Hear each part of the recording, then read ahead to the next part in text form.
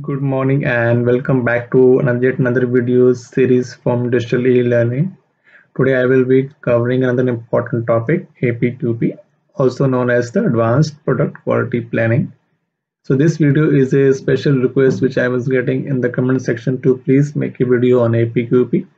I'm also working on other videos as well, which I will be publishing soon on this YouTube channel. So please subscribe to my YouTube channel for all the notifications. So let's begin today's topic on APQP. Forget to like, comment and share with all your friends as well. And in case if you are visiting my channel for the first time, don't forget to subscribe as well and to hit that bell icon as well. So in this section I'm going to cover what is APQP and its purpose. I will be covering briefly about the history of APQP. Then I will be talking about the 5 phases of APQP.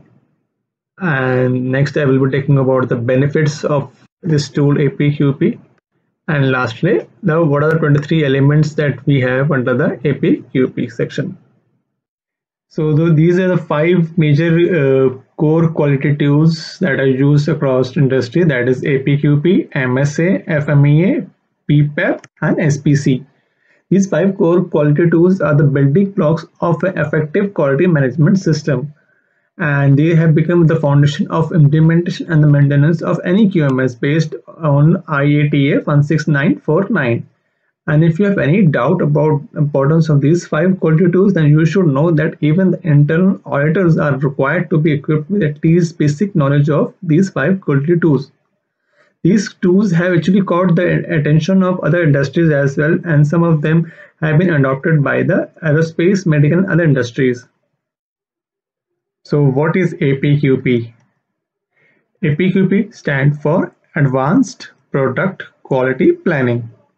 According to Automotive Industry Action Group, that is AIAG, the purpose of APQP is to produce a product quality plan which will support development of product or service that will satisfy the end customer. It is a structured process that includes critical tasks from concept, approval through production. It ensures that the voice of customer is clearly understood, translated into requirements, technical specifications and the special characteristics. It assures that the product satisfies both the customer, whether internal customer or the external customer. APQP creates a roadmap for developing a new product, completes with time-based milestones and decision points along the way. So in short, APQP focuses on upfront quality planning, determining if the customers are satisfied by evaluating the output and supporting the continual improvement. History of APQP. So APQP has existed for decades in many forms and practices. So APQP was introduced in 1994 by AIAG, that is Automotive Industry Action Group. Before then, the requirement for OEMs, that is on automotive sector, were at times confusing and conflicting. APQP provided a common platform for planning, developing and producing a product or providing a service. During the late 80s, the APQP program was in use by major players in automotive industry. General Motors, Ford, Chrysler all had an APQP development requirement and saw the need for coming together to create a common core of product quality planning principles for suppliers. Ford Motor Company published the first advanced quality planning handbook for suppliers in early 1980s. Guidelines were established in early 90s to ensure the APQP protocol were followed in the standardized format. Since then, APQP has gained momentum and has sparked interest among the manufacturers in many industries. Because supply chain are important in automotive manufacturing, the intent was to make sure that the supplier partner met the customer quality requirement for each component supplied. So the 5 phases of APQP are: first phase is the plan and define phase. Second phase is the product design and development. Next phase is the process design and development. Next is the product and process validation. And last phase is the launch, assessment and the corrective action. Normally, some organizations have added additional phases to the APQP process. While they are not necessary, but they are like the phase 0, which is like APQP preparation and the team formation, and the phase 6, which is the control plan. But in general, APQP has normally 5 formal phases, and each phase is connected to and triggers the next. So let's see how each phase in more detail. So we'll start with the phase 1, which is like planning and program definition. So when the customer demands require the introduction of new product or the overhaul of an existing one, the preliminary planning becomes the front and the center even before the discussion of product design or redesign. So in this phase of APQP, that is planning and program definition, it is basically directed at understanding the customer needs and product expectations, determining the customer needs, requirement, expectations using the tools such as quality function deployment. So here the planning activity includes like gathering necessary data to define what the customer wants and then using the information to hash out product characteristics. The quality program needed to create the product as specified can then be defined. The output of this phase include the product design, reliability, and the quality goals. Next is the phase 2, that is product design and development. So completing the product design is the focus of this phase. This is also where the product feasibility assessment comes into play. To meet the goal of a customer satisfaction, the company assembles a team to carry out the design failure mode effect analysis to see what can go wrong and what effect would be. The design and engineering specifications are also verified and reviewed in detail before a prototype plan can be finalized. If necessary, the design and specification may be adjusted accordingly.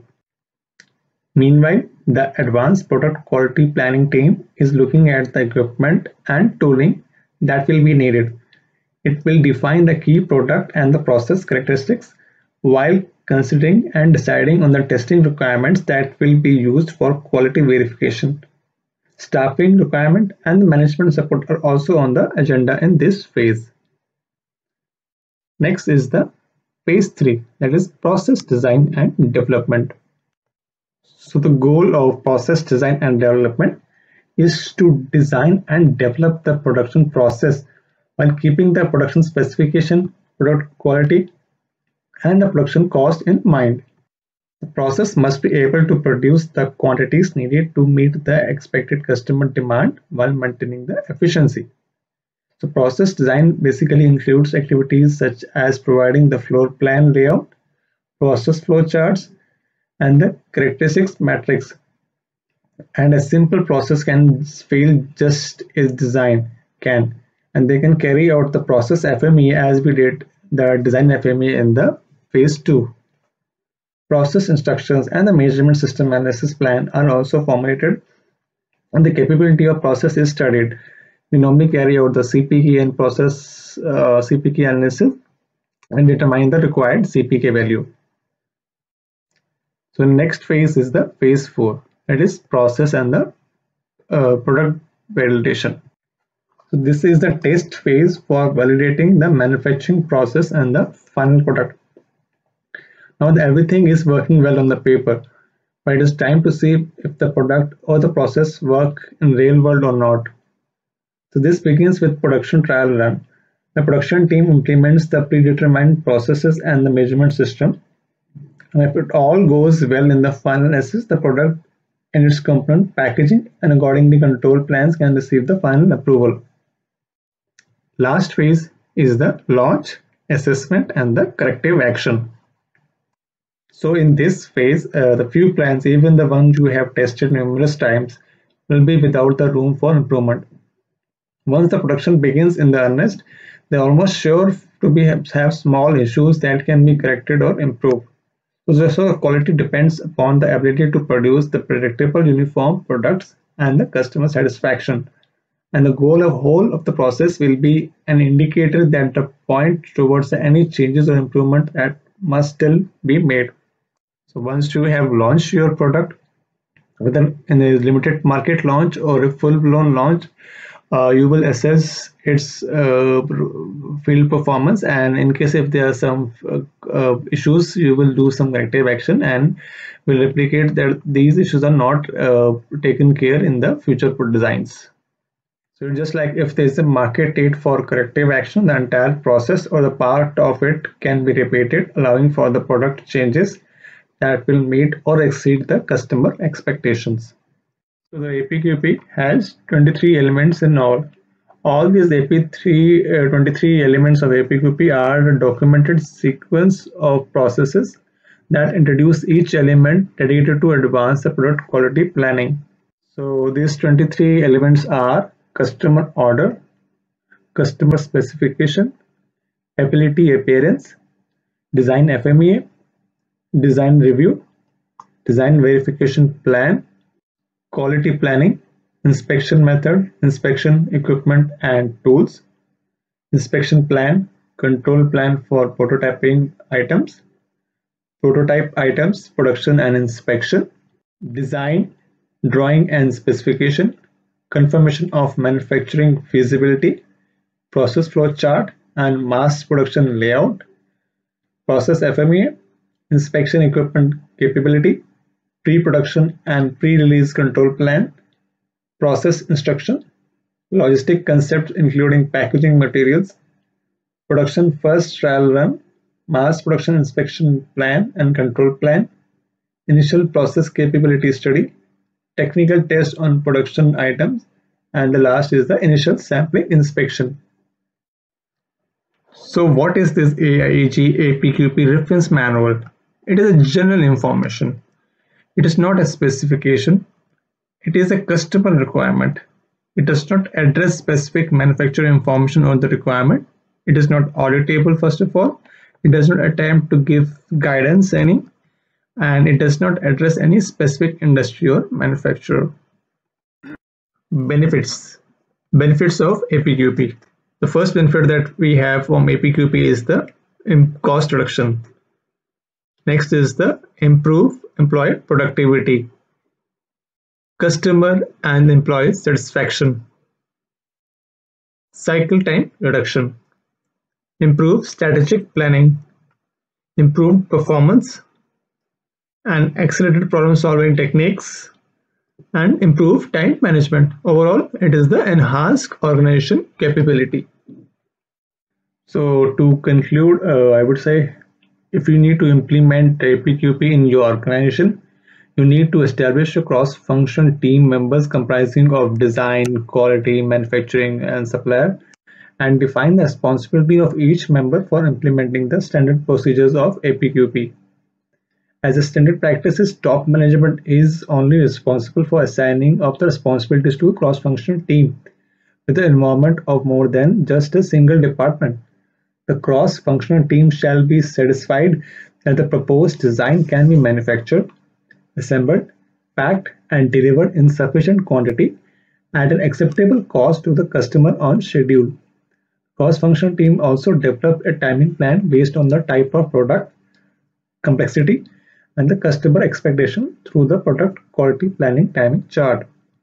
And the outcome from APQP helps to analyze the product and the manufacturing process validated in respect to customer requirement. So that is all I have on APQP on this video. Hope you liked it. Thank you. Thanks for watching, and until then we meet in the next video. Have a great day ahead. Thank you.